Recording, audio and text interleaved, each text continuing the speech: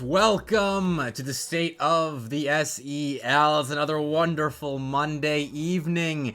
And I'm coming in 2 minutes early because I honestly hate like the couple of minutes where like everything is ready. I'm just sitting there waiting for it to be whatever time I'm usually starting, which is typically 5 Central, 6 Eastern. But today it was a slow news week, and I thought I might have something to do during the time I would have to be getting ready for this, but I ended up just being early, so I figure 20 minutes late, not bad. Have like a 35-minute show today, because it's just me today. No special guests on State of the SEL number 11 for the spring semester, which is crazy to think about. I've done either a live show or a canned show 11 times, and more than likely, this is one of the last ones of the season, because, I mean, this coming Saturday is the final couple of series of the spring split. And we've got the one before LAN, and honestly, there's only room for about 2, maybe 3 State of the SELs after this. So, it's crazy how fast that this semester has gone by. I mean, we're down to the final 3 teams in the spring split. We know who's going to LAN. It's wild that we've gotten this far to closing out season 4. Like I've been doing the SEL for 3.5 years, I think. I don't know, since season 0. It's been a minute. So closing out 4 seasons of it, technically 5 semesters. So I guess that would be 2 years if it's or 2.5 years if it's 5 semesters. You know what I'm saying? Either way, we have to start the show because there's a decent bit to talk about. Like I was setting things up for today, and I was thinking it really has been a slow news week, but there are some important points to talk about this week. First of all, it's kind of been a chilly day in Auburn, so the gnats have died down at my place. I know everyone that usually watches the State of the SEL knows my current battle with gnats going on right now. And my roommate also got these like blue lights things that have sticky glue pads on them that you plug in, and they'll emit this light that gnats love, and so get stuck in the glue stuff right next to it. It's weird. There's been a war against gnats going on at my place. Yeah, I got you. I don't know why you're not modded. That's weird. There you go. All right. Anyway, actually to the important stuff. In the SEL, Final 3. We've got Championship Saturday coming up. Let me put it up there. Give me 1 second. 1 second. I messed up my my setup getting ready for today. I got a couple special things to talk about, so I had to get those situated. But here we go. All right, that is our finals weekend pair of matches. Cumberland versus FAU in the lower bracket. UTK waiting the winner in the grand finals. This is a pretty stacked top 3. I mean, I don't know at the beginning of the semester if I would have had this to the top 3. It probably would have been UTK, Bruton Parker, and King. Although I say Bruton Parker, that would have been before I even knew Bruton Parker was good. So I honestly probably would have had like, oh, Florida State should have been in there as well. So it probably would have been UTK, Florida State, and King as my top 3. But we got Cumberland and FAU as the next 2. So that's an exciting lower bracket finals. I'm very eager for that one. I will actually be calling these matches. TJ can't make it as Dog Hack is that way. The UGA esports LAN is that day, and then so I'm filling in for him, and so we'll see what the grand finals looks like. But I will be there talking through everything. As we've got the lower finals and the grand finals on April 27th at 3 Central, 4 Eastern, and then 4 Central, 5 Eastern. A little earlier in the day on a Saturday. So make sure you tune in for that. That should be a fantastic final couple of days, because land seeding is still on the line. Like, first of all, land seeding is on the line. Second of all, you still get trophies for winning the spring split. And there is, like, there's prestige that comes with winning an SEL split.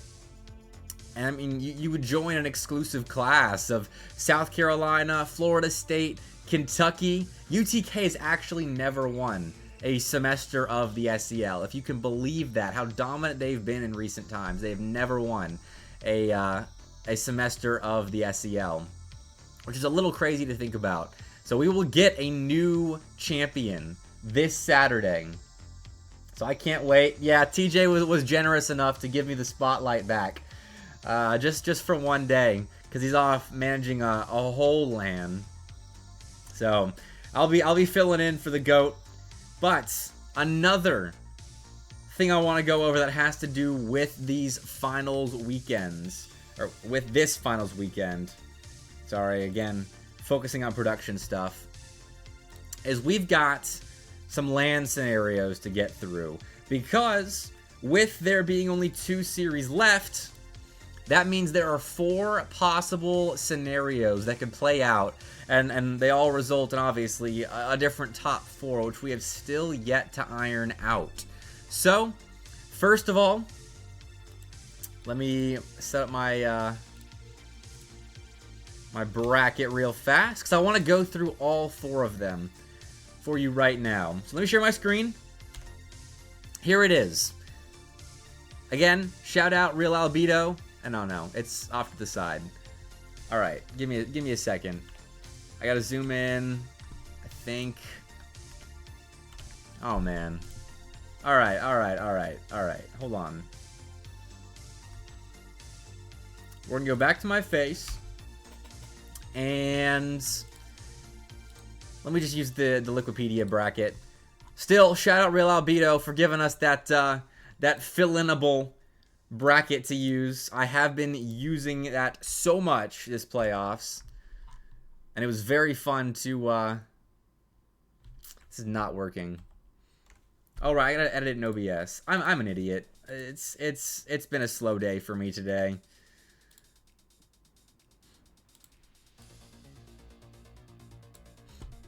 All right. I'm done being stupid, I promise. Oh, I gotta get a producer for these next season. Alright. I appreciate that, Albedo. That would be awesome. The SEL community is goated. Thank you. Be more. That is spot on. But alright, here we go. This is the bracket. That it took me a second for my brain to catch up. So, first of all, the first scenario I want to go through is what I think is the most likely outcome.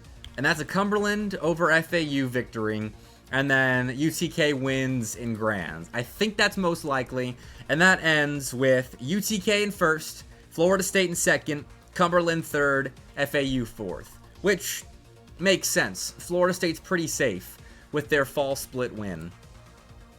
But let's say, for the sake of argument, Cumberland goes and they beat UTK in the grand finals. So Cumberland first, UTK second, FAU third. That results in UTK still in first. Cumberland will grab second because you can see they're tied with Florida State at 66 points apiece. And then Cumberland, with the better spring split finish, would take second, Florida State third, FAU fourth. So both scenarios here, if FAU loses, they are in fourth. And the same goes if we were to flip it. Cumberland, if they were to lose here, would stay in fourth. And then if FAU were to go on and beat UTK in grand finals, they would actually claim the first seed. So there is one scenario, and I'm spoiling a little here, where UTK doesn't take the first seed. So it'd be FAU, UTK, Florida State, Cumberland. But say FAU wins here, and then UTK comes out on top in grands. It'd be UTK, Florida State, FAU, and Cumberland. So that is what the seeding looks like. And I'll reiterate real fast the kind of the gist of the scenarios. So FSU, if you're listening right now, you guys are rooting for UTK, because if UTK wins it all, you are guaranteed the second seed, and then obviously UTK is guaranteed the first seed. The only way Tennessee does not come away with the #1 overall seed going into LAN is if FAU wins it all. That's the only way. FAU has to beat Cumberland and then bracket reset and beat Tennessee in grand finals, and that's the only way UTK isn't #1 overall. Then the loser of FAU and Cumberland, guaranteed 4th seed. They'll play King in round 1 on LAN. And then the 3rd seed, if UTK loses in grands, FSU will be the 3rd seed. That is guaranteed. That is guaranteed. If UTK loses in grands, they come in 2nd. Florida State is guaranteed 3rd. So that's kind of the gist right there of what seeding looks like. Surely you can't lose 2 best-of-7s, Joe. Yeah, I agree. Surely not.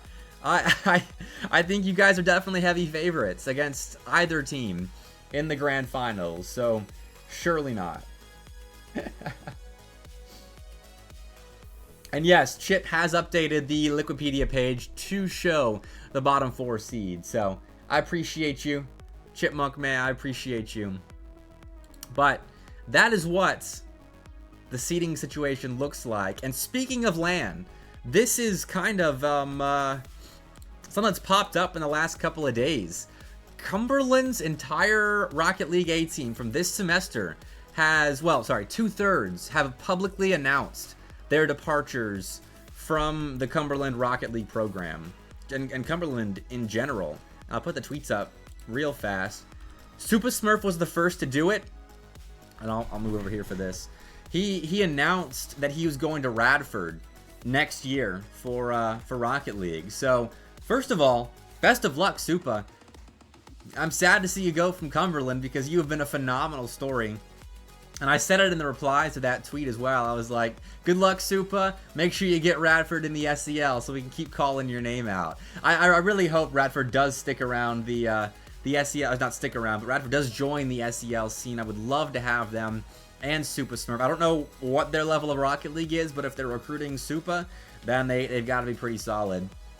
And then Magic announced today that he's leaving Cumberland as well, or he's exploring his options. And I don't know exactly if that means he's leaving Cumberland for sure, but you know, exploring options typically means that you're going elsewhere. So Magic is gone, and then I talked to Skyline as well, and I made sure this is okay to share publicly, but his intentions are to transfer to ETSU to play with the Drift in Landon next year. So apparently the entire Cumberland A team is leaving Cumberland. Right, okay, Be More, thank you. According to the tweet right here, Magic isn't leaving until 29-24. Unless you read the replies, he corrects to the 2024. So he's not going to wait the 900 years that you would think he'd be waiting to transfer. But that was funny. Yes, Nation, they have hit the transfer portal, which which is crazy that we've got in esports now. So Cumberland has assured me, or Skyline has assured me, that Cumberland most likely will still be attending the SEL LAN, and in an industry that deals in most likelies a lot, I think that it's still fairly certain that they're going to be at the SEL LAN, which I hope they are. Extenuating circumstances for most teams have been ironed out. I heard today that FSU and UTK have solved their potential LAN issues, and they will be all at LAN. So that's what it's looking like for Cumberland. At least next year, they're gonna look completely different. ETSU is a Division I program. Hey, Nation, get on the recruiting train. Skyline's in chat right now. But that's what that's the news out of Cumberland today, which I like reporting on this kind of stuff. It's cool that we're getting to a point where this is like high profile stuff that we're reporting on, which is kind of cool. I don't know if it's a good or a bad thing for the players. I don't know what the inside of the Cumberland program is like, but it's exciting. It's exciting to see 3 really good players go to a different school and elevate 3 different programs. So I wish the best of luck. If things do panning out the way they're looking right now, with Supa at Radford, Magic still exploring options, and Skyling at ETSU, I'm excited to see what they can do. And that's more teams with SEL talent that can hopefully bring their programs to the SEL. I'm always trying to recruit those new teams to come to the SEL, especially if they're players that I really love watching play and seeing it land and just talking to them, because we've got some awesome characters in the SEL, and I hope we don't have to lose them to transfers. But that is the news out of Cumberland. So I'll be keeping an eye on that situation, seeing what develops out of Lebanon. But something else. This isn't me honoring SEL seniors right now. This is something I wanted to bring up because I typically get like 20 viewers for the State of the SELs. But if you are watching this and you're not a team going to LAN, and you have a senior or multiple seniors on your team, send them to me, because I have a list of all the seniors from the fall split, but I don't have everyone's graduating years for the spring split, because we didn't send out an info form this semester. And for LAN, my plan is, the reason I asked all the teams going to LAN for their seniors, because I want to do interviews with the exiting seniors and put together some kind of montage, kind of honoring the SEL seniors, because really, I've said this a couple times now, but me having graduated from Auburn in December, like, these are my seniors. Like, these are the guys that have played in the SEL since the early days, and this is the first class of players that I'm really going to miss. Like the Apples, B-More, Snipes, Bono, entirety of Florida State team. I'm really going to miss them. So if you guys know of seniors that aren't on LAN teams, send me a DM, because I want to put something together for them at LAN, now that we have like the content firepower to be able to do something like that. But oh, that's right, thank you, Chip, for reminding. Okay, that's kind of in the next segment. So that's my announcement about SEL seniors. So make sure try and help me out with that. I would appreciate that, guys. Then here we go. So the announcement came out after I made these graphics. So the kind of headline isn't completely accurate.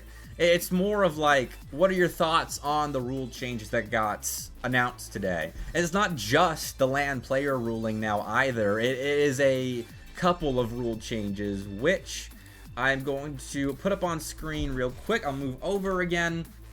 This is a lot of changes.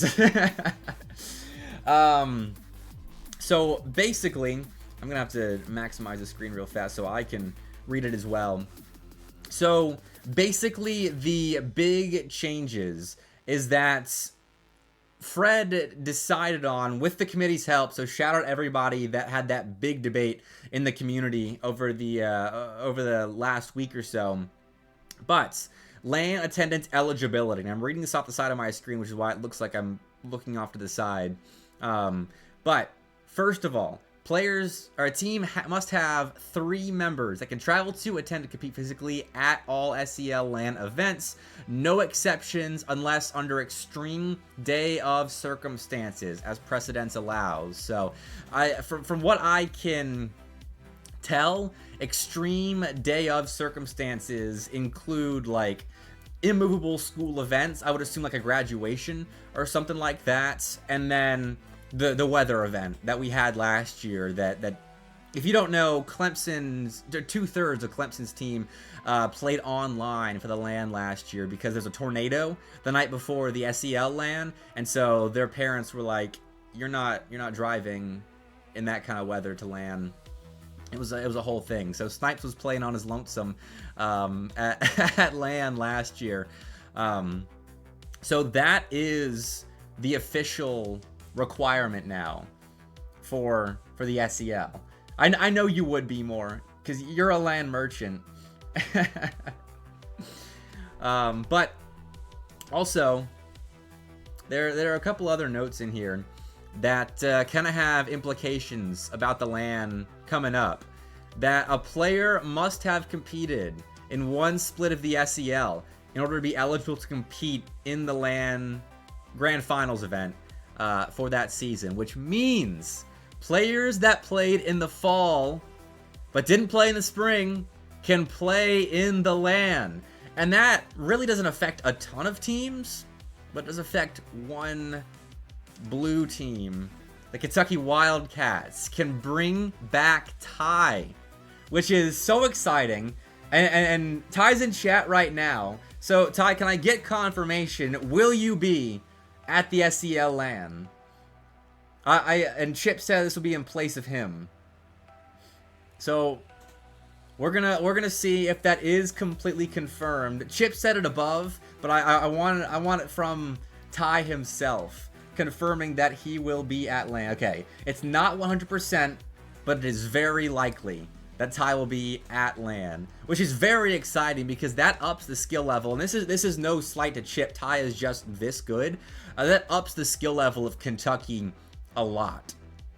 So now, like, they're potentially a top 4 team going into LAN. Like, with Ty rejoining them, I think they're probably contesting Florida State and FAU as one of the top 4 teams going into LAN. And that top 4 race is very, very fierce. Like, Buds is doing the same right now with the results that they're pulling. But if Ty can go, that's big for Kentucky. So that's a big... It's not even a rule change. I think that was already in the rules, but it wasn't advertised. And so Fred announced it because teams were wondering. And so that's exciting. I can't wait to see Ty back on LAN, as he was taking a gap semester for those wondering, and I believe it's public that he is transferring to NKU next year. Okay, so the club said it was okay. We're just waiting to see Ty's vacation dates. Oh man, Ty, if you're going on vacation that weekend, like, you gotta make a pit stop in Huntsville for just a day. Come on. But then we got some other rule changes that I do want to talk about as well. The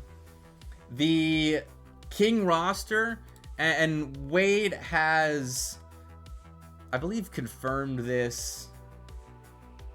Wade, I see Be More added you. If you're here, let me know if I can announce the roster, because I know you've told me, and I know that roster has competed at events. But I don't want to say it like without checking our DMs first to see if you're trying to keep it quiet. But I always point the wrong way. Rescheduling.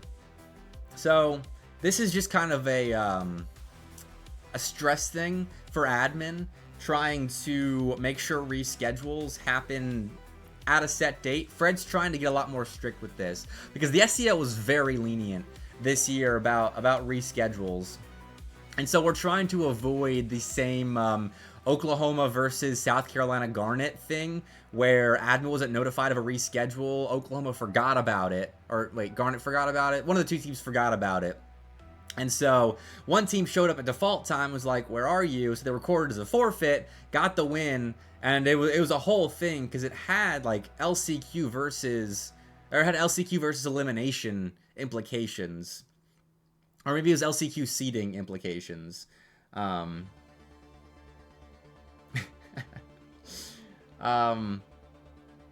But rescheduling rules, make sure you guys go read this as well, because you should know the rules. You should know the rules of any league that you play in. But that's just me. Then this one I like. I'm gonna be up here for a second.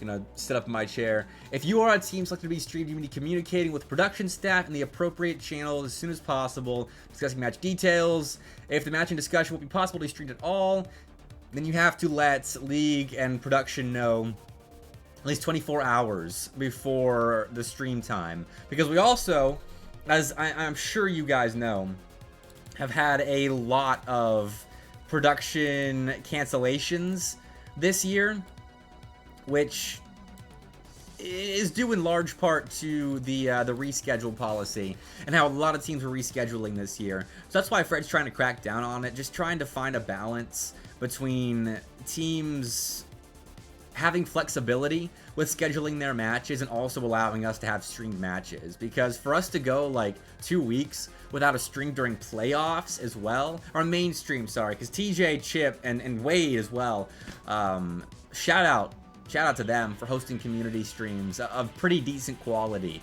for us to get matches broadcasted. The community streams really stepped up big time this season, so shout out to the community streamers. But this is another big one, reprimanding for like no shows, forfeits, and all of that. So each team given a 3 strikes total per split, which is per semester. And so 3 forfeits gets you 3 strikes, and it says, okay, you're removed from that split. Greater than or equal to 3 strikes. So 3 strikes and you're out. Baseball policy. It's a classic. So don't forfeit. First of all, I think that's fair. Forfeits kind of compromise competitive integrity, but they are a necessary part of play. So like 2 forfeits max. Hopefully we have none for all of our teams, but you know, no shows. I'm assuming that means you had a scheduled time and then you just don't show up without communicating. That's 2 strikes. Production delay. This is the big one. Causing a production delay, and there will be leniency. We're not just gonna remove a team for like having a player in the bathroom for a couple minutes longer than you're supposed to be before a streamed match.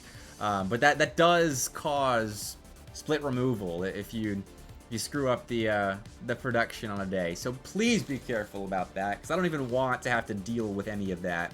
And then LAN forfeit, no show. You got to communicate if you're not going to be able to make LAN. And again, there's leniency because these are harsh punishments, and we don't want to lose teams because the teams are the best part of the SEL. So that's where the flexibility will come into play. But those are the new rules, and obviously Fred put out an announcement about that. So make sure you're going and watching that. But we're going to move on, because I also want to talk about a league that I've talked about a little bit since it's really gotten going in the CCS, because the CCS started back at the start of the fall semester, around then, with their first, maybe towards the end, actually. And this is like an esports, traditional sports conferences matchup. You're not allowed to say the official conferences just for copyright purposes, and just like being wary of it. October last year, thank you, Nation. I appreciate that. And so I want to talk about some of the SEL teams that have been competing here, because it started out with just UNCC and FAU and UAB were the only SEL teams competing in CCS. That was back in season 1. But since then, it has really taken off. And here you can see, let me adjust it real fast. There you go. So the way it works is you're divided into your respective conference, and then the teams in green make the conference playoffs, and then from there you get, it was the top 3 out of the conference playoffs move on to nationals. And so I'm not sure what it is this year. That's something down the road that I'll become more aware of. But right now, we have several SEL teams competing in it. You can see already, it's still UAB and UNCC. 10 conference champions all earn AQs, and then 22 at-larges to the championship bracket. So it's a massive championship bracket. But it's just been week 1 so far. But UNCC got a quality win over UNT Black, which is UNT's B team. So shout out UNCC for that. And then UAB got I think a forfeit win over Wichita State, who's no longer competing. But FAU not competing in this semester, but they typically are a solid top 8 team. They won season 1. and then had a short run at the national championship in season 2. But then no SEL teams in here except for Baylor. Shout out Baylor. They were an SEL team in the fall, a qualifier team in spring. They're 1-0. Go Bears. Shout out to them. But then the ACC, or sorry, not the ACC. The I just did it. The esports equivalent of ACC teams. Florida State. Let's go. 2-0. 6-0 in games. They beat NC State. And they beat Wake Forest, another SEL team in the fall that went out in quals in the spring. So FSU is definitely one of the top teams here. And then Clemson, 1-0. Solid job, boys. Keep it up. But FAU should be back in the fall. Sweet. I was gonna say, like, yeah, some of the teams since the summer are probably just not competing because it's towards the end of the semester.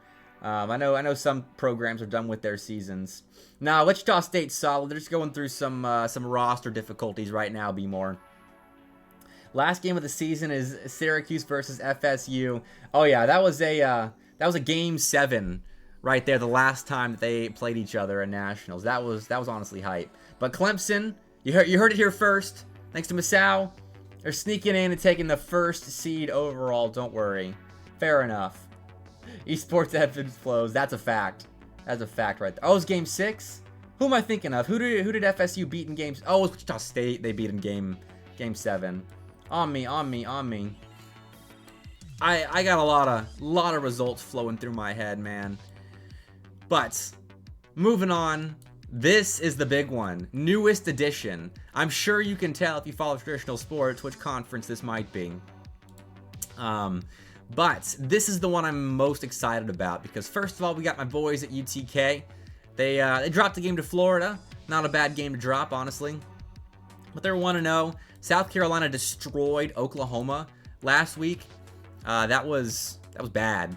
They played that series as a warm-up for their ECU tiebreaker game in the SEL LAN tiebreaker. They destroyed Oklahoma. It was not good. So that's Oklahoma's 0-6 right now. They lost to Texas as well.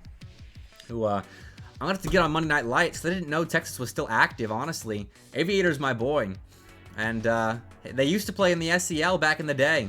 So we got to get them back. And then Florida 0-2, a game 5 loss to Texas, and then aforementioned loss in 4 games to Tennessee. Georgia 3-0 over Missouri's club team, solid. And then Alabama a 3-0 over LSU. That's an expected result as well. My Auburn boys, they got that easy win against Missouri. And A&M, I gotta watch them play, honestly, because I don't know too much about their Rocket League team. 25-3 on aggregate. Oklahoma only got 2. I know that they only got 2. So maybe I think it was 25-2 on aggregate. Shaka owned goal in the first 15 seconds of game 1. It was a warm up. It doesn't count. Well, all right, doesn't count. Fair enough. Yeah, Adorn and Benda. I don't know Adorn. I haven't watched Adorn play, but Benda and Aviator back in the day used to tear up the SEL.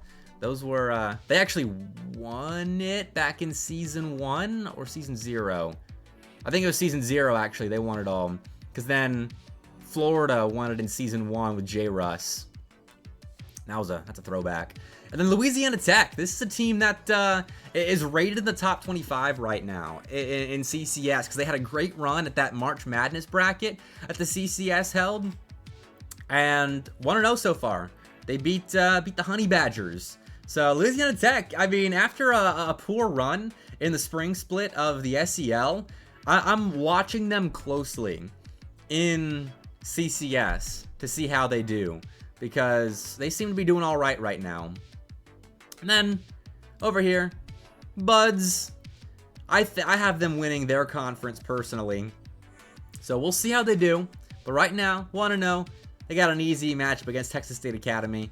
But this is kind of a stacked conference, honestly, with Louisiana, JMU, and Texas State all kind of vying with Buds for that #1 spot. Now, Louisiana Tech did not make SEL playoffs. They went out round 1 of the last chance qualifier, be more. And I really thought they could have been a playoff team. They just could not put it together. But those are the CCS results. And it just occurred to me again, talking about UNCC at the beginning of this segment. Shout out to the Niners for winning the CCC LAN, which is a lot of the teams in North and South Carolina. They played a whole season online against each other and then had a LAN this past weekend. They reverse swept South Carolina, like that South Carolina, in grand finals of that LAN. Beat them in Game 7. It's like a 6-1 final in Game 7, and they won that LAN. I think it was Coolio, Knight, and Lazy in that 3, or as the 3 for that roster. So UNCC was cracked on LAN apparently.